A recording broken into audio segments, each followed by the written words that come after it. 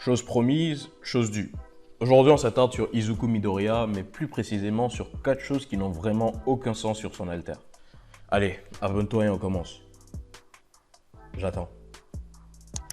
Abonne-toi. Allez, c'est parti. Numéro 4. Sa jauge de pourcentage du One for All. Au fur et à mesure que Deku a appris à contrôler ce pouvoir, il s'est attaché de plus en plus de limiteurs. Vous savez de quoi je parle, pour empêcher son alter de faire exploser son corps de l'intérieur. Pourtant, les pourcentages qu'il appliquait à son utilisation nous ont toujours troublés. Comment se fait-il que 10% de l'alter ne fasse que si peu de dégâts? Comment 10% peuvent-ils fracasser du béton mais en même temps seulement étourdir un humain? Comment a-t-il même utilisé 1 million de pourcents du One for All dans son combat avec Muscular? On dirait vraiment que l'auteur s'est mis dans un coin et a donné des pourcentages au hasard en mode « Me faites pas chier, allez, 1000%. » Numéro 13. Son aura de foudre verte lorsqu'il utilise le One for All. Quand All Might utilise le One for All, il n'y a pas de réaction visuelle autre que la pression du vent créée par sa force. All Might ne brille pas, il n'a pas d'énergie autour de lui comme le ferait un Super Saiyan. C'est basique mais il frappe juste très fort. Mais pour une raison quelconque, l'auteur de My Hero Academia a décidé que Deku avait besoin de plusieurs formes de visualisation lorsqu'il utilisait sa version du One for All. L'une d'entre elles sont les veines de puissance que l'anime nous montre chaque fois qu'il l'utilise.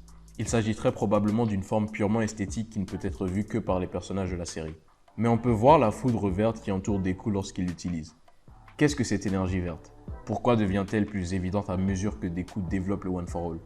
Et pourquoi All Might ne l'avait pas? Numéro 2. All Might utilisait toujours son alter. Le One for All, c'est l'alter. Cet alter devient plus puissant avec chaque nouvel utilisateur. Il se construit sur lui-même et emmagasine du pouvoir au fil du temps, même après sa transmission.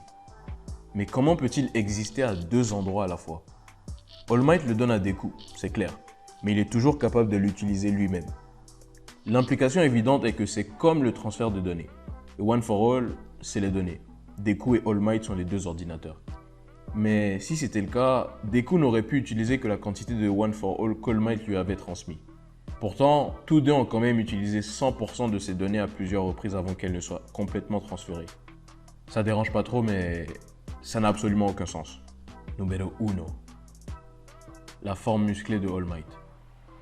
Bien que nous aimions les deux formes différentes d'All Might, rien dans la série ne les explique suffisamment. All Might a écarté une explication en disant qu'il gonfle comme s'il faisait semblant d'avoir des muscles, alors qu'il est dans sa forme classique. Mais vous me voyez venir, ça n'a aucun sens. Et même si on regardait au-delà de ça, pourquoi cela lui ajoute-t-il à la fois du muscle et de la masse?